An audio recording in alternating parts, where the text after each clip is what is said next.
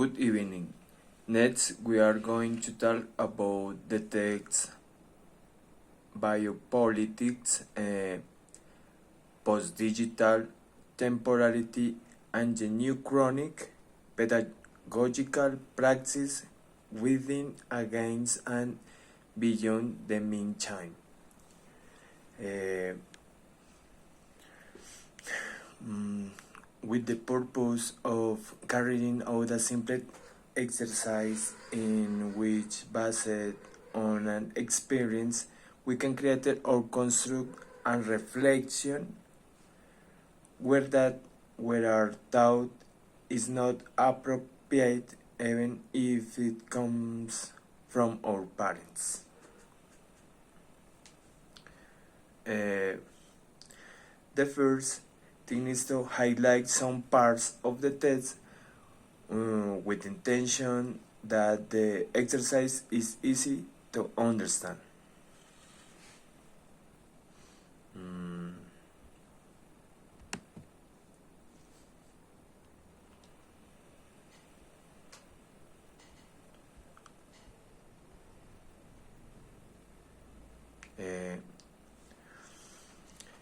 The author begins a reflection from the pandemic caused by the COVID-19 virus, warning that as a result of this, an existing power matrix has begun to manifest that has developed forms of control based on health promoted by the media, communication, fear, death, among others. Because of the above, Bourassa indicates that it is imperative that along with the manifestation of power, there are new forms of resistance and emerging policies. The analysis offered by the test of understanding COVID-19 as a product of legitimation of the power that science exercises over the way of life and death through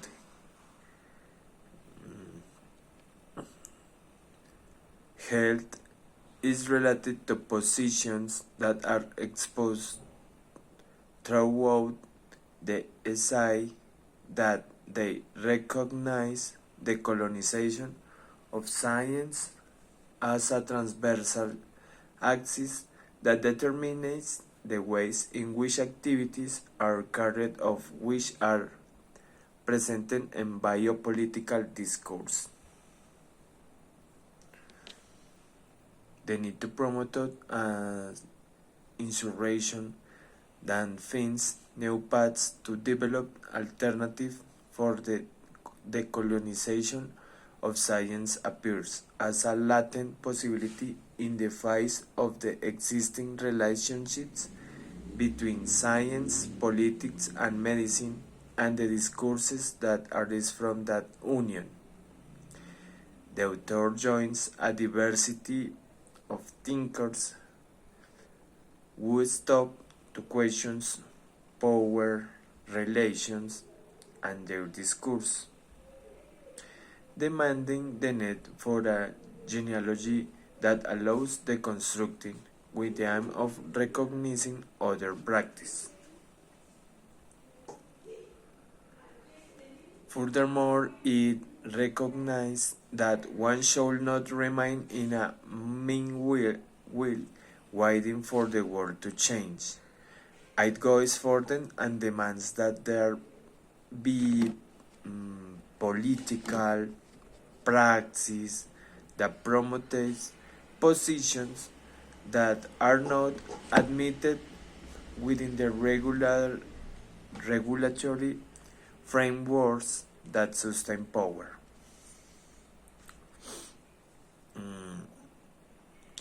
Promoting emerging pedagogies that postulate alternative forms of life where knowing and being are constantly modified in the meantime there's is much to do.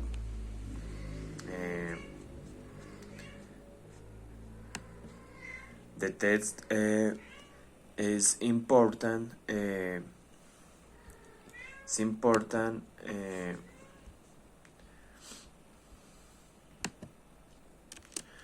It's important. Clarify that that we are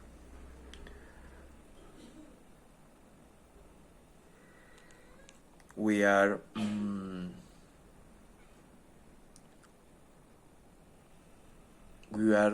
the sensibility but generate a change. Yeah, it's very difficult now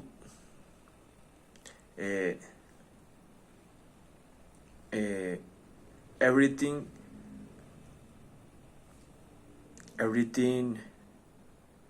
we are affected. Yeah, for this reason it's important promote alternative fight with the power.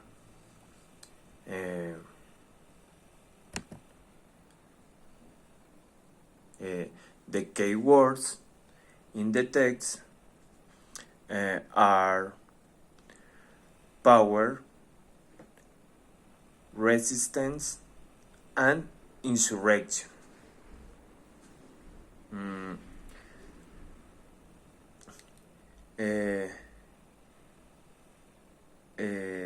The keywords are determining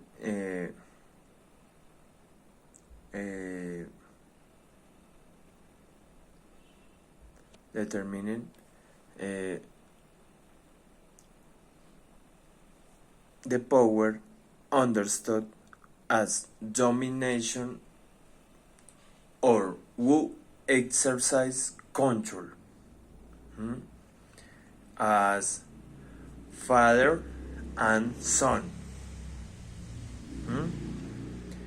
teacher,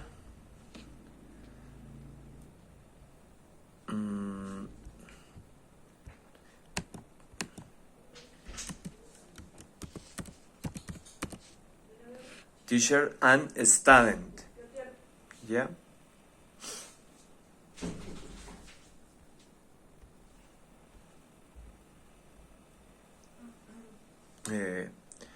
Resistance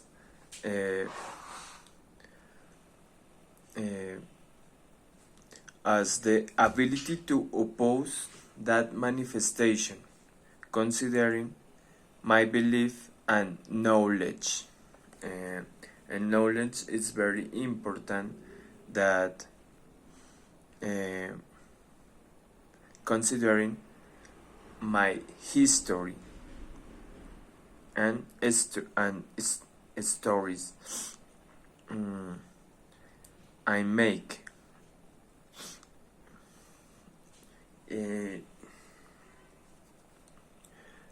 The last is insurrection, as the power to directly oppose.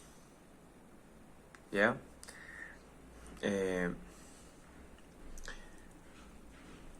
Right now, I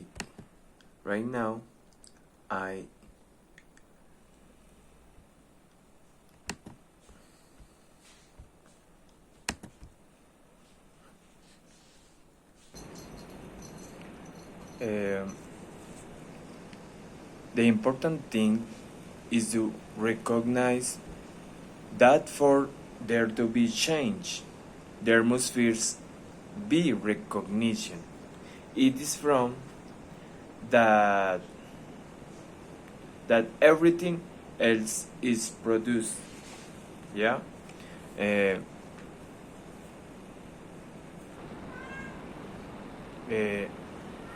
Next, we are going to listen to the story of the three little pigs to better understand what was mentioned in the previous test.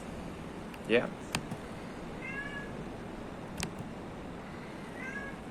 Once upon a time, there were three little pigs who left their mommy and daddy to see the world. All summer long, they roamed through the woods and over the plains, playing games and having fun. None were happier than their little pigs, and they easily made friends with everyone. Wherever they went, they were given a warm welcome, but as summer drew to a close, they realized that fall were drifting back to their usual jobs and preparing for winter. Autumn came and it began to rain. The three little pigs started to feel they needed a real home. Sadly, they knew that the fun was over now and they must sit to work like the others, or they'd be left in the cold and rain, with no roof over their heads. They talked about what to do, but each decided for himself. The laziest little pig sighed, "Hey, boy, the strong heart. I will only take a day," he said. The others disagreed. "It's too fragile," they said disapprovingly, but they refused to listen. "No, quit so lazy." The second little pig went in search of planks of sesame wood. Clunk, clunk, clunk. It took him 2 days to nail them together, but the third little pig did not like the woody house. "That is not the way to build a house," he said. "It takes time, patience, hard work to build a house that is strong enough to stand up rain and snow, and most of all protect us the wolf." The days went by, and the wisest little pig's house took shape brings brick by brick.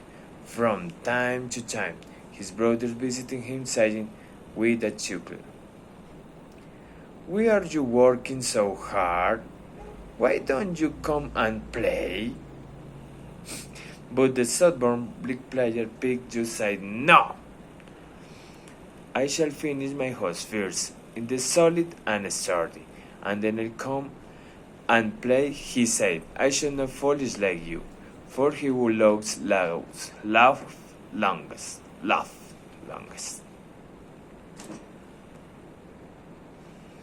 It was the whistle little pig that found the tracks of a big wolf in the neighborhood.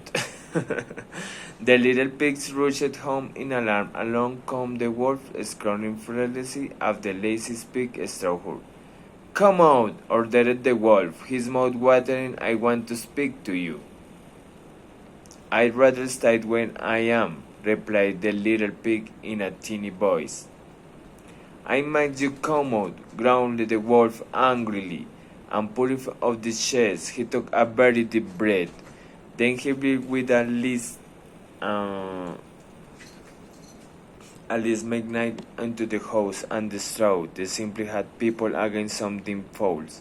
Fending him the great blast, excited by things on the clemens. The wolf did not notice that the little pig, shielded up from underneath the kept straw and was dashing towards his brother's wooden house. When I realized that a little pig was escaping, the wolf grew with rage. "Come back!" he raided, trying to catch the pig is around into the wooden house.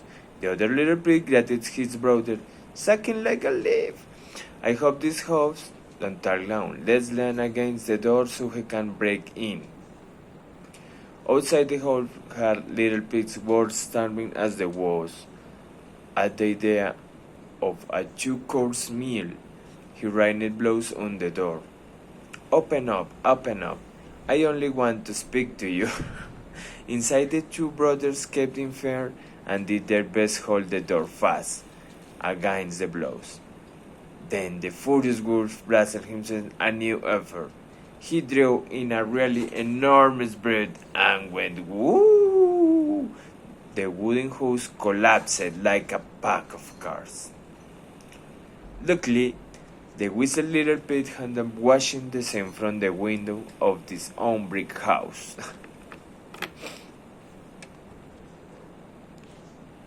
And the rabbit opened the door of these fleeing brothers, and not a moment too soon, for the wolf was already hammering furiously on the door.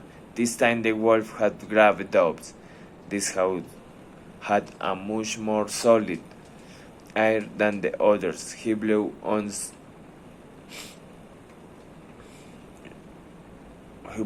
the blew again, and they for a third time.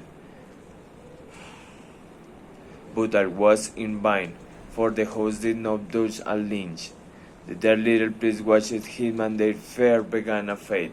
Without many efforts, the wolf decided to try one of these tricks. He scrambled on a nearby ladder on the roof and have a look on the chimney. However, the wise little pig had seen the play, and they quickly said, "Quick light the fire!" Whistling struck down the chimney. The wolf was not sure if he should slide down black hole. It would be easy to get in, but the sound of the little pig's voices below only made him feel hungrier. "I'm dying of hunger. I'm going to end the gun." And he let myself drop, but landing was rather not too hot. The wolf landed in the fire, stunned beast fall. The flame locked his hairy coat, and this became train course. Never again will I go down a chimney. His qualities as tried to put out the flame on his tail. Then they ran away as fast as they could. The three happy little pigs, dancing around and around the yard, began to sing. Tra-la-la, tra-la-la, the wicked black wolf will never come back. Tra-la-la, tra-la-la, the wicked black wolf will never come back. Tra-la-la, tra-la-la, the wicked black wolf will never come back. It's a celebrate. From that terrible day on, the wisest little pigs brothers set to work with a will. In less than no time of when the two new brick houses. The wolf did return once to roam in the neighborhood, but when he caught sick of the chimneys, he remembered the terrible pain of a burnt tile, and they left for good. Now sad and happy, the whistle little pig called to his brothers. "No more work, come on. Let's go and play." Listen. No more work. Come on. Let's go and play. After reading the story, we can realize that if we do not have enough well-crafted reasons, any argument can blow our ideas away.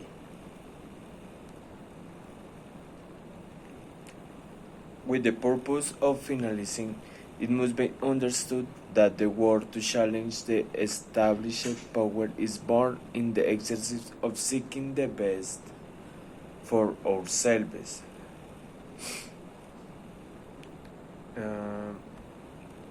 Also, that the insurrection must be solid and well built brick by brick, so that it can challenge the established set parameters.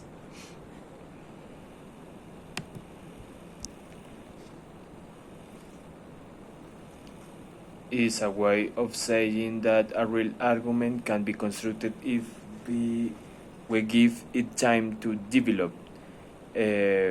Guys, thank you very much for your attention.